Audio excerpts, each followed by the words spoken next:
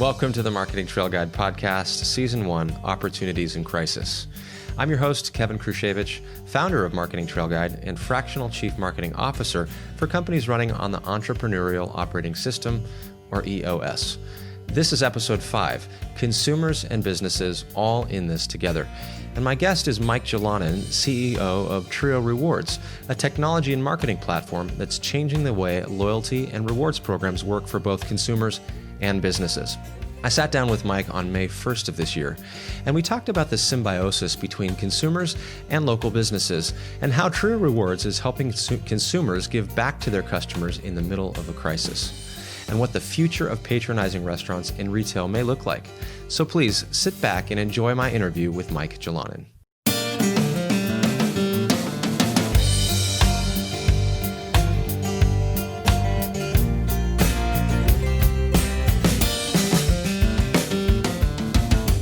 Mike, just want to welcome you to the show. Thanks for having me, Kevin.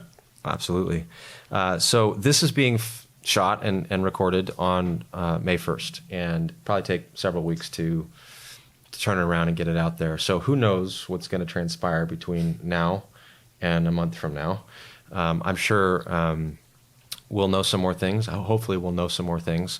But I want to talk about how your business is shifting in this market, and you're working with other small businesses that are shifting. I want to hear a little bit about that from you as you're working closely with business owners, and how we're shifting during COVID. Before you even go into that, though, what is Trio Rewards, and what is your market segment? How do you guys work? Great. Yeah. Well, thanks for having me once again. Yeah.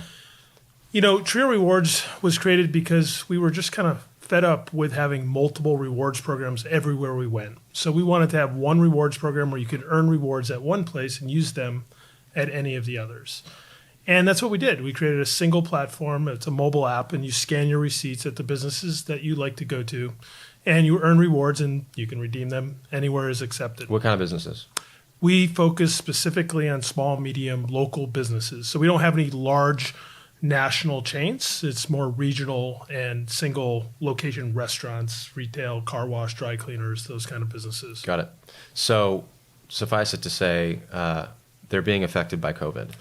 Yes, without a doubt. So one of the things that, we couldn't have imagined that businesses would have government regulatory orders to completely shut down. Yeah. And it was interesting, if you remember back, for a few days, restaurants, which represents about 85% of our business, for a few days, it was just more social distancing, that they could have, 3 people at a 6-person table, and then it was, a 50% of the whole business. And within 2 days, it was, okay, if you want to stay open, you could do it, but you could only do it to do pickup and delivery. So it really caught us all off guard. Yeah. And we, along with a lot of our businesses, have closed down temporary. We've definitely seen a lot of our restaurants close down permanently. And the California Restaurant Association actually predicts that it could be up to 30,000 businesses that are restaurants in just California that are going to close permanently because of this. 30,000. Wow. It's absolutely mind-boggling. Yeah. So it's affected us. Thankfully, we were funded, and we had the capital to make it through. But one of the things, to get to your question, was we worked with a lot of the businesses to help them get loans. So the government had a few different options available, and some are still options available. The PPP loan, as a lot of people know, and the EIDL loan, and all this stuff. And a lot of our business owners had never really applied for those types of loans. So we actually took a leadership stance and learned about all of that, applied for those loans ourselves, and then shared with them how to do that, which isn't part of our core business model, of course. Right. But we figured where we could help in that area would be in our best interest and in their best interest. So we were able to help dozens of businesses through that process. That brings to mind another thing that you've done this week with respect to the balance that, let's say, I as a consumer, a user of Trio, might have, that I've accrued over time by patronizing those establishments. You gave us an opportunity to give that back talk about how that came about and how that's going for those businesses. Sure, that's great. Yeah, there's 3 or 4 things that we've done over the last month that was solely geared on helping these businesses. But the one that you're referring to, we thought it would be a great idea for people who had earned rewards at the businesses over the last couple of years that we've been in market, to give back to those businesses. It's very interesting to think about that. Here they are being rewarded throughout, the course of our program for frequenting them. And then we give them the opportunity to say, you know what, these businesses need it more than anything right now. Mm-hmm. And so we were very surprised when we did a 2-day, campaign to allow them to actually say, yes, I want to donate my money back. And we had hundreds of people that actually did that. You yourself, as I recall. Do you happen to know what that number was off the top of your head? The aggregate number of how much cash went back to businesses? I don't know the exact number, but I do know there were hundreds of people that contributed, and they ranged, from people that had $10 in their account to hundreds of dollars that were put in there. So it really was a caring thing. It's real money. They could have used it at any time, and the overwhelming amount of support in the calls and the emails that we got. We actually had a few people show up at the office, and they told us afterwards, because we weren't there. I was like, you shouldn't be showing up at the office, but it was a great gesture. Yeah, cool. So. I think one of the things that makes me think of, sometimes it's easy as a consumer to get so divorced from the idea that these small businesses are just people with their own P&L and they're trying to run a business. Like, I can get into a mentality of like, find the best price, squeeze for the best price. And it's easy to go there, I think, for a lot of people. I kind of like a little bit of the game of winning, too. I like that. But in that scenario where, as a consumer, I have to get in that mental frame of realizing, these are just people with families. They're not these humongous corporations, and they have expenses. They have a P&L. And so, wow, now there's this symbiosis that's happening. And it was for me, it was a why not do this? But also, it kind of reminded me that, this is a community, and there's this interplay that happens between consumer and businesses that's super important. Yeah, absolutely. I mean, that's one of the things that really, when we were building this company, again, we had this pain point of wanting to solve a problem about people having multiple rewards programs, but we could have chose to do enterprise customers and nationwide, businesses, but that just wasn't our passion. We really care about small businesses and the community, and this is where we've had our impact, and where we will have our impact going forward. Yeah, that's awesome. So obviously, F&B, food and beverage, has had to shift. Your business has had to shift. What are some of those shifts that have taken place? What are some of the innovations that you've seen where people have had to make and are succeeding and beginning to make? Yeah, fortunately for us, we have been working on, in the background, we started in January with our next level of product. So we're actually completely rewriting our entire platform, and that was something we began planning in December, executing in December, and plan to go live with in July. So we are now adding things into that platform that we hadn't intended to, not even until 2021. Things like order ahead capabilities directly in our app. Things like being able to purchase gift cards through our app, which is a way for businesses to get revenue prior to actually providing the service, which is an amazing concept. I think I saw an email come through that was another opportunity that you provided for consumers to be able to help these businesses. Absolutely. Yeah. And the other thing there is, too, we decided to not only offer that for the businesses that are part of our platform, that have agreed to be part of Trio Rewards, but we actually opened it up to any business in the community. And we had, again, overwhelming amount of businesses that normally wouldn't have done business with us or hadn't heard about us. Times have changed right now. If you're a small business owner, you're very interested in finding a way to get people in the door and get them to spend a little more is kind of something we say internally. So the first thing we did is we immediately took a look at the roadmap. We we don't know exactly the end of this, or Sure. we don't know where we're going to be. We talked about in 30 days when we started talking about, we don't know where we're going to be in 90 days, 100 days. But we did put these things in place, and we feel really good about those short-term advantages those are going to have. So, that's a big deal. That's a lot of work. We have 8 full-time developers right now on this, and to change things after a big planning session. But the one thing that we realize is we can help a lot more businesses than the core businesses we have, so we can expand. Our new platform is going to allow us to reach businesses that are not necessarily just in a central area, but to go across the United States. Okay. So we found ways to communicate with them through and our message changes a little bit. We're here to help you recover. Our price point has changed to accommodate the pains that these businesses are having. Yep. So we've put a lot of energy into that, and all our investors are very supportive of that, which was great. And so our financial projections have to change, just like other businesses as well. So Sure. yeah. You talked about investors, and as a startup, there's kind of this startup mentality where you have an idea, you create the MVP, you go get investors, you have a certain amount of runway, you burn through that cash. Hopefully by then you find product market fit, you get another round of investment, and then you have a beautiful exit 5 to 10 years from now, and then you'd get to decide what's next, and maybe you do the serial entrepreneur thing, or maybe you just go to a beach somewhere. That's the promise, right? That's the best case scenario.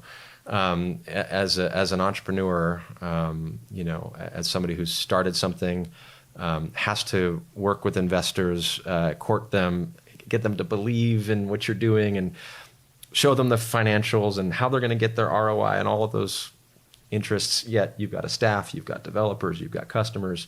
There's a lot pulling at the entrepreneur, Mike. What are you doing in your kind of personal life to stay focused, stay positive? How are you getting in the mindset that is productive versus getting dragged down by, oh my gosh, all this change, how do I handle it? That's a great question. So I'm of the philosophy that I don't separate my personal life and my business life.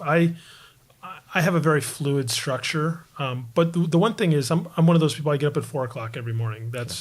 I've been that way for so many years since college. So I have stepped up my game, though.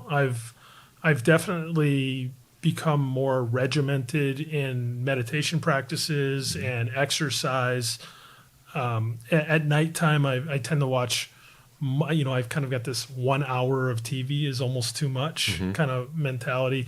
And I've been investing a lot more time on myself as well. I have been staying at home more often. We had been adhering to that. So by staying at home, that creates a lot more flexibility as well.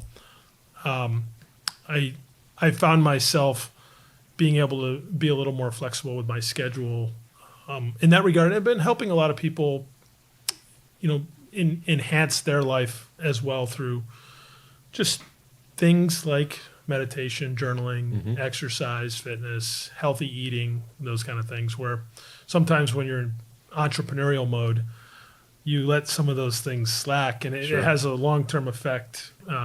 So it's been helpful for me in that regard. That's a sign of positive lemonade out of lemons for that. Yeah.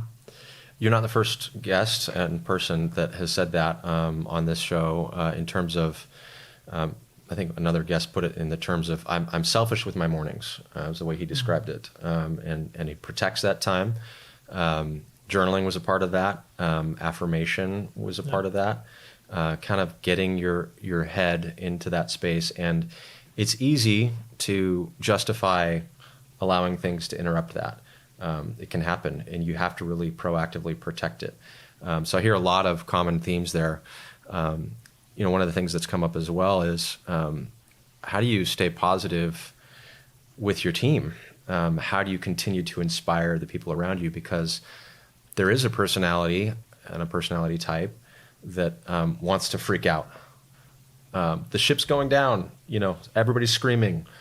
How do you calm that down, and how do you provide that steady rudder, that steady direction in times like these? Well, thankfully, we're not concerned at all. We actually believe that our solution is more powerful now, and it will be even more powerful through the recovery. Our whole model is around helping small businesses make more profitable revenue and helping consumers be raving fans and sharing through word of mouth the places that they love. So we're certainly not in crisis mode. We're just the opposite. We're trying to work as hard as we can to get as much in as we can to happen. Of course, we need things like governmental regulations to allow, and we need safety to be adhered to and all that great stuff. But we're nobody's concerned about the vision. The vision's very clear that we're on a mission, and the mission is clearly defined. And we had that mission before this, but now it's in stone. And, there's a lot of companies. I'll say Groupon as an example. Okay. I'm sure your viewers probably know that. Sure. Groupon is a way for businesses to get more business, and it started in 2008, and it became one of the fastest billion-dollar companies. And we had a financial crisis at that time. So I feel like businesses are more apt to take a look at solutions to help them grow when they're in a challenge. Yep. But I don't think any business has been in my lifetime has been in challenge as some of these businesses. It's just it's truly a very challenging time for a small business right now, or even a large business. Yep. Yeah. I mean, there's different things that can disrupt the status quo, and when you're trying to offer something that's new and that's different, the status quo can actually become an encumbrance. It can block people's willingness to even hear what you have to say because, things are on cruise control. Right. Don't need to look at it. It's not broken. So part of what I hear you saying is that there's an opportunity because this has created such a disruption. And now people are willing to look at something that maybe they haven't been willing to before. Yeah. And I think it's been it's leveled the playing field in terms of our competition. So there's a lot of companies out there that provide marketing services for businesses. Sure. And to varying degrees, they've had to change their business model significantly as well. Yep. I mean, there are companies that just received significant amounts of funding that had hired, hundreds of employees over the last 6 months prior to this, who literally cut their staff in half. This is point of sale companies. This is software technology companies. And we, thankfully, being small and nimble, we are actually looking to hire. And what a great time to be looking to hire and bring people on. You can get some talent that was maybe not possible or was interested in looking. So we're very opportunistic. We're excited about being able to help and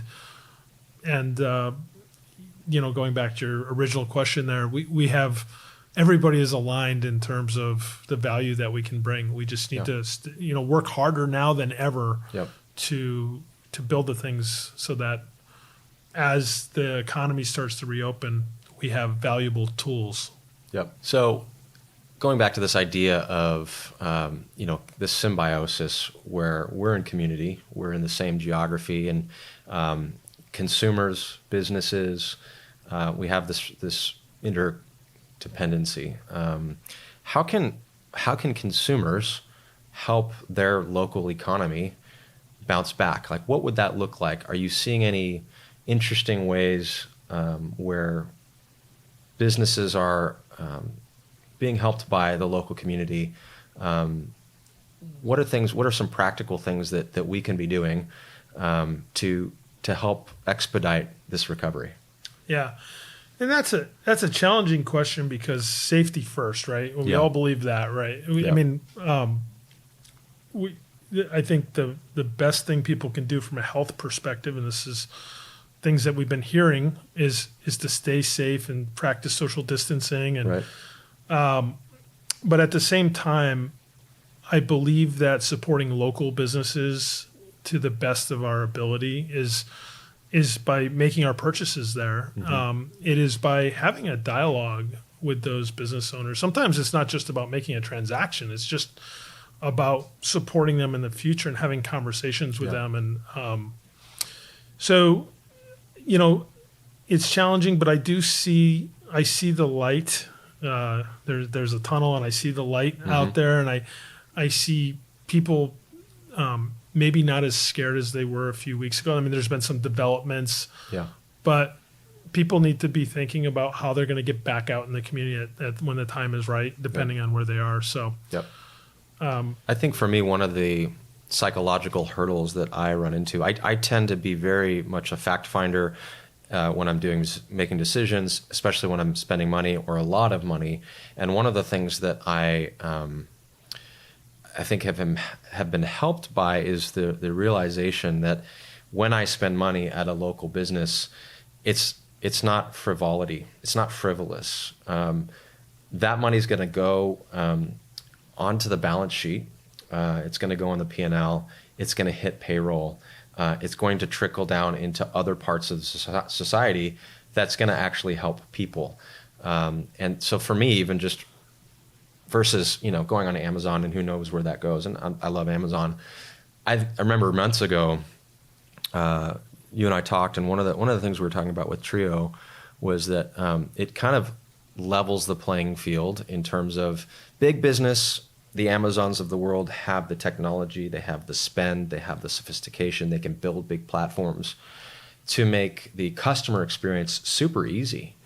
And that has historically disadvantaged the smaller businesses that aren't tech companies. They're not VC backed. They don't have a ton of cash. Maybe they've kind of been doing the same thing the same way for years or even decades. And so all of a sudden this humongous disruptor comes on the scene with this super seamless customer experience, point of sale experience. And moms and pops can't compete with that because they're not even in that business. And we talked about how Trio really engages or inserts itself into that narrative. Can you play that out a little bit and tease that out in terms of how Trio helps level that playing field for small business? Yeah. So, I mean, the first thing, you're right. The smaller and medium businesses lack the expertise and the financial resources that the larger businesses have. There's no doubt there. So when you're creating a solution to help support those businesses, you really need to create something that's really easy to consume and has to be, well, in our case, we have no upfront cost. It's paid by transaction, so it's paid for performance play. You can quit at any time. There's no long-term contracts. And you have to create those things for businesses, especially initially, so they feel comfortable trying something new that they haven't done. Sure. So on the first hand, for businesses, we created this pay-for-performance scenario where we're really partnering with them. It's not we're selling something to them. They have to be concerned about it. We're there to hold their hand. And I think that's the biggest thing because the way that an enterprise consumes something is completely different. There's much bigger stakes, longer sales cycles. Our try it, if you like it, keep it solution is geared specifically for businesses that don't have a marketing department or those kind of expertise. We're going to take a quick break, and when we come back, we'll have more with Mike Jalonen. From a very young age, I remember in 6th grade being taught in sex education that an abortion is just a woman's choice, and that's it. That's the only thing they teach you. It's not a baby. It's part of the woman's body, and she gets to decide whether it lives or dies. I grew up in Springfield, Massachusetts, in a very Catholic and supportive family. My husband and I, Jerry, have 5 children. Veronica is the youngest. And I always told her, I know God has great plans for you. I had always told her that. In high school and even junior high, she had lots of struggles with anxiety and depression and problems in school. I would just not want to get out of bed. I had no motivation to do schoolwork or be around family or friends. I kind of secluded myself in my room. It was Christmas Day of 2018. I was 16 years old. My boyfriend was 18 at the time. We had been dating for about 4 months. I felt that something was off with me, so I looked up some symptoms online and it was matching up with pregnancy. I went to the store to get the pregnancy tests, went home, I took one, And almost immediately, the second line came up, which means that you're pregnant. I was just in disbelief at first. I was like, no way, I'm not pregnant, not me. A couple hours later, I took another one and also was positive. I have a very close relationship with my mother, so I decided to tell her first. I went up to her and I showed her the tests, and she had already had a feeling that I was pregnant because I was acting differently than I usually do. I was a little bit shocked, but I knew that I would support her. You definitely have always been pro-life. And I knew without a doubt I would never want Veronica to have an abortion. My boyfriend told me he wanted me to have an abortion. His first reaction was just that he was very afraid. I understood where he was coming from because I was afraid as well. I knew that he wanted me to have an abortion, and I felt pressured to do so just because I didn't want to ruin his life or alter his life in a big way when it's not something that he wanted. I actually went down to Planned Parenthood. I was put in a room with this woman, and instead of her talking to me about my options or resources or different ways I could get help, it felt like she was a salesperson and she was trying to sell me on abortion. That just didn't sit right with me, and I knew that that wasn't the place I needed to be, and that's when I went home and did my own research. I searched on YouTube, what is an abortion, and I came across Live Action's video where the doctor describes in detail at each stage of pregnancy how the baby is killed. I just felt so upset and sad after I saw that video. I just cried. I knew if I hadn't found that video, that might have been my son who was being described in the abortion procedures, and I might have gone through with something without knowing what I was truly doing. I knew that he was a person and that he was alive and that killing him at any stage of life would be wrong. The truth is powerful, and I'm so glad she came across that. My boyfriend saw that video also, and it moved us both, and we knew that we couldn't do that. My baby was over 9 pounds, so I had to have a C-section. They brought me in, and it was about a 30-minute process.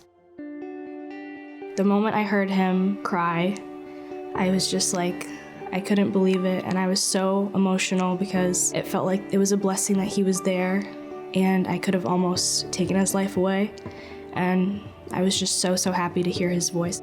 That's a moment I'll never forget, and I just feel blessed to be his mom. I think a lot of women do choose abortion because they're afraid of the lack of support, and also I think they're just uneducated and not completely aware of what they're doing. Your pregnancy isn't just a blob of cells, it is a human being, and it deserves to live.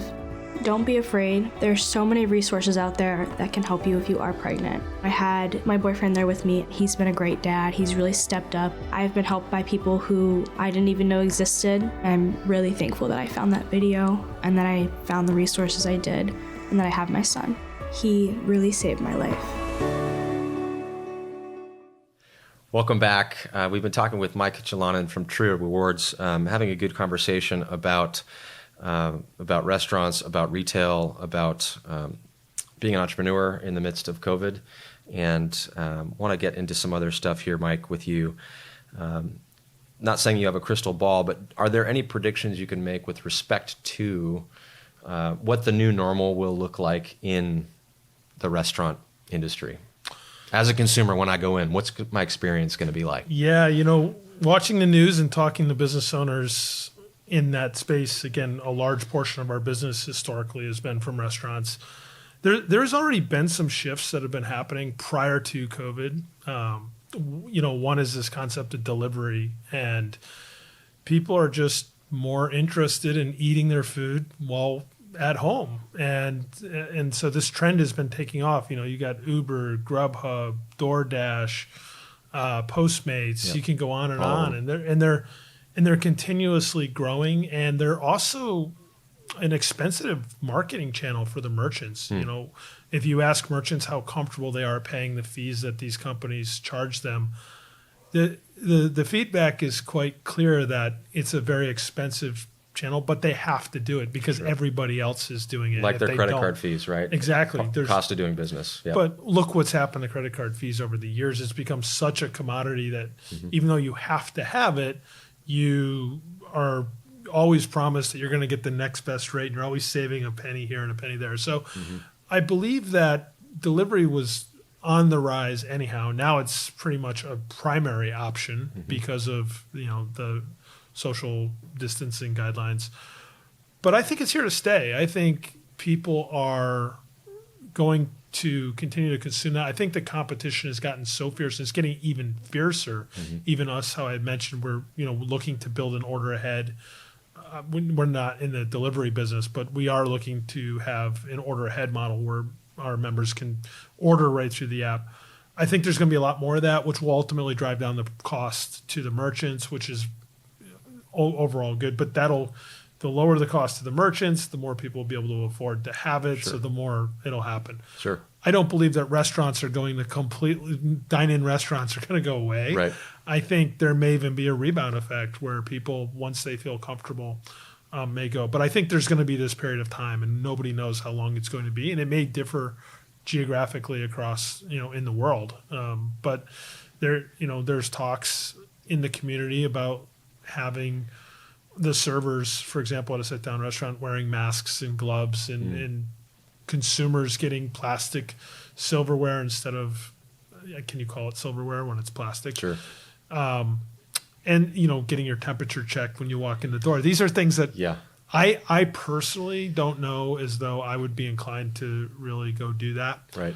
So, I think definitely a lot of things are happening there, and we had talked a little bit offline about the concept of ghost kitchens, of businesses preparing meals outside of it could be a co-branded location. So the same stove that was used to make tortillas and Mexican food may be cooking Italian food for somebody else. It's a shared environment. The WeWork of kitchens. Yeah, kind of where your big overhead costs of having staff and employees and all that is going down significantly. So I mean that's an interesting potential vertical or maybe growing cottage industry right there in terms of looking at opportunities that are available that weren't there before.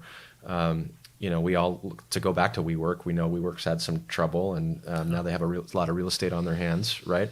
But this front of house, back of house duality, I think that there's an analog for non-restaurant businesses there. So we have a back office function, a ghost kitchen function, and then we have this customer experience function. And to begin to create abstractions between those things that give us categories for innovation. We can still provide the same service, but maybe we can do it more efficiently with a ghost kitchen model, and deliver the customer experience in a different mode, a different channel, a different methodology that can adapt with the times. I'm just playing with variables here, but I think the applicability across multiple industries is kind of an interesting thought experiment. I agree. And just down that line of thinking, just because you have a ghost kitchen doesn't mean you don't have interaction with your customers. So when food delivery came about, it's not just like you stuff it in a box and then you're done. Matter of fact, big challenges in the early days where it would show up to the customer's doorstep and it'd be cold, or it'd be flipped over on its side because the drivers that were doing it weren't even schooled in the ways to handle the food, or invested in the outcome necessarily. Their job was to get it from point A to point B, and they were treating it like a UPS package, right? So it took a while to get that feedback back from the customers, because a lot of customers say, I don't want to give you my feedback. You know what? I'm just not going to do it again. They're going to vote with their feet. So anytime you change a model, there's always a lot of considerations. But I think you're right. I think it's kind of the software as a service concept, but for the food and beverage industry. Along that lines too, it's kind of interesting, at least in California, I'm not sure, I guess the food, I should know the name of the entity. They actually allowed alcohol sales to be taken to go. Yes, right? I saw that. And it was done like that. It was an immediate thing. I was like, that is amazing to me.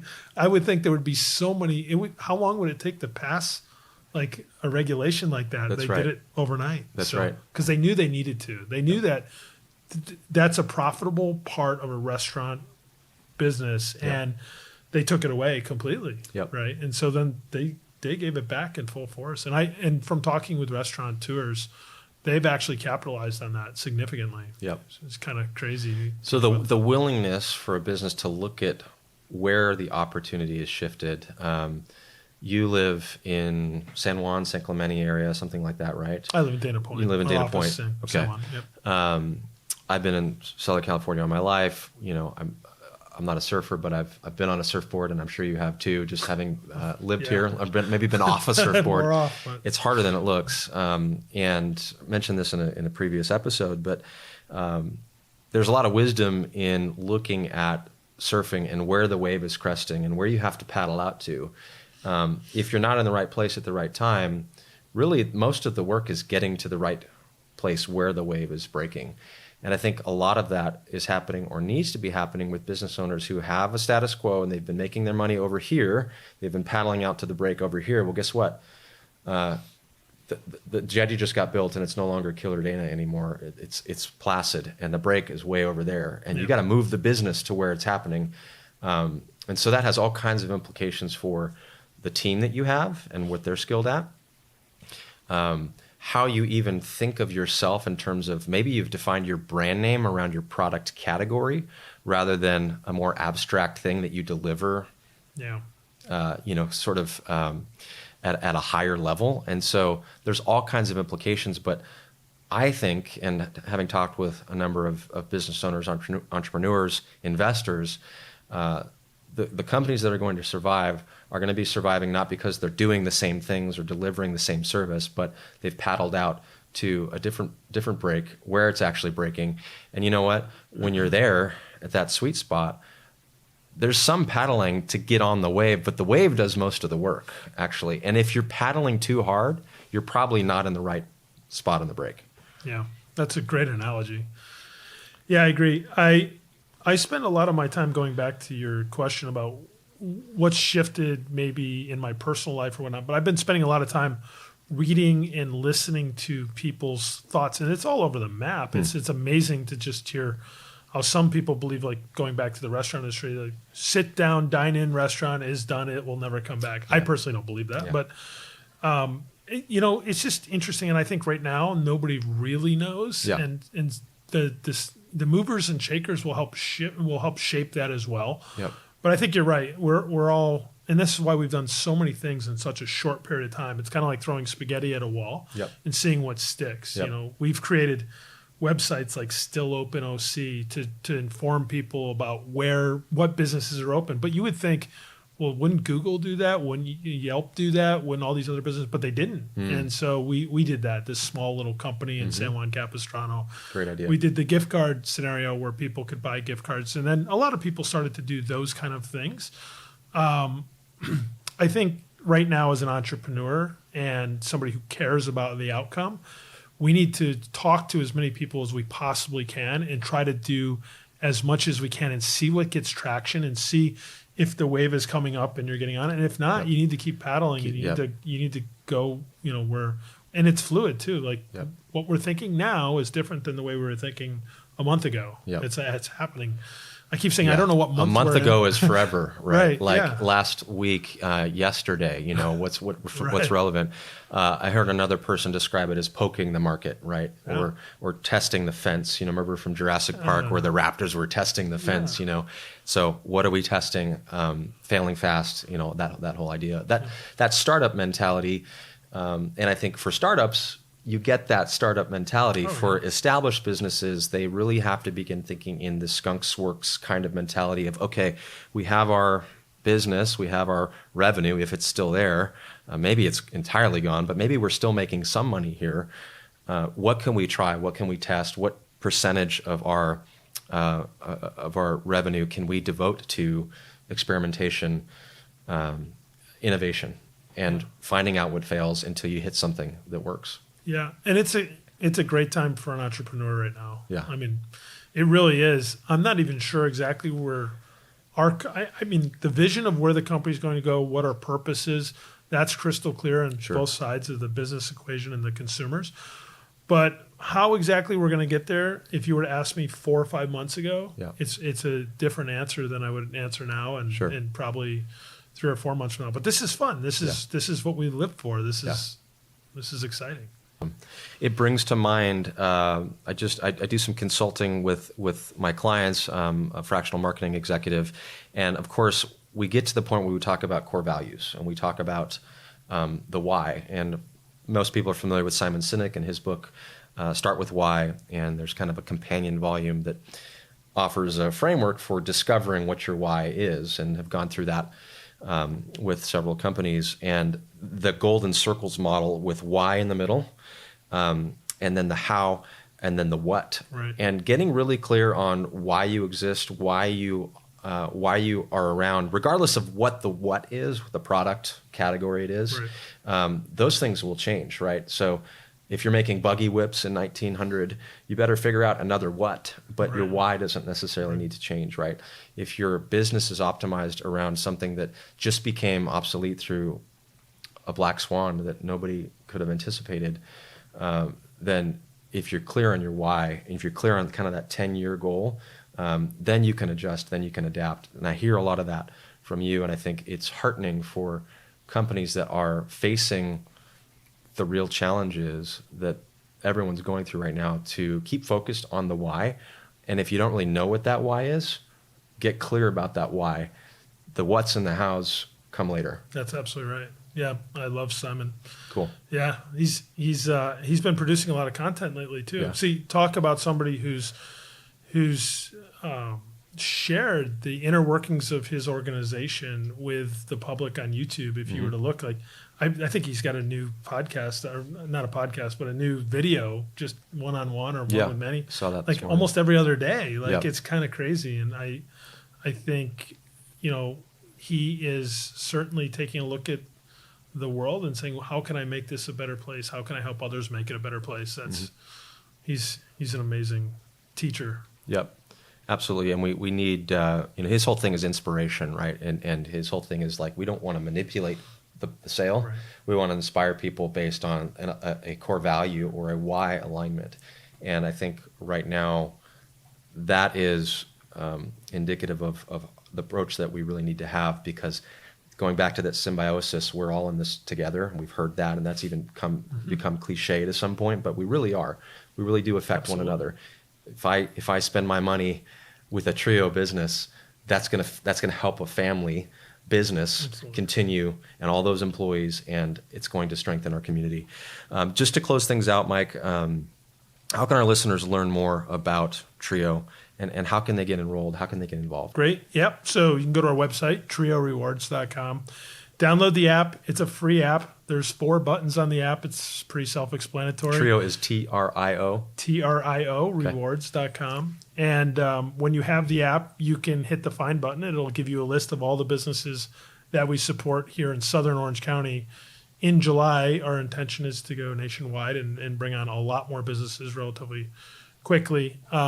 You can share it with your friends. And the great thing about Trio, we didn't touch on this, but when you share it with your friends and your friends make a purchase, you both earn money. You get a rewards match for the purchases your friends make. And that's one way that we really help businesses, is by incentivizing their customers to share this great product. So you have people that get introduced to those businesses from outside the system, so that those businesses aren't going back to their same list, the same well. They actually get new eyeballs on those businesses. Yeah, it's kind of interesting just on that note. The value we provide to the merchant is really divided into a couple things. The small merchants, they're doing everything they can to get new people in the door no matter what. We call that customer acquisition, right? So they will pay a lot of money to get somebody to come try something first. We've seen these daily deal, discount-oriented 50%. But those programs are great and they drive people in. But the problem is, what happens is those people, they don't become loyal to that business. They don't even come back unless they get that discount. And it's not sustainable for that business to give another 50% each time. So the customer acquisition side is something that we found a way to do that at a much less expensive cost to the business, where people actually pay full price and get a rebate that's good on a future purchase, so they're more likely to come back.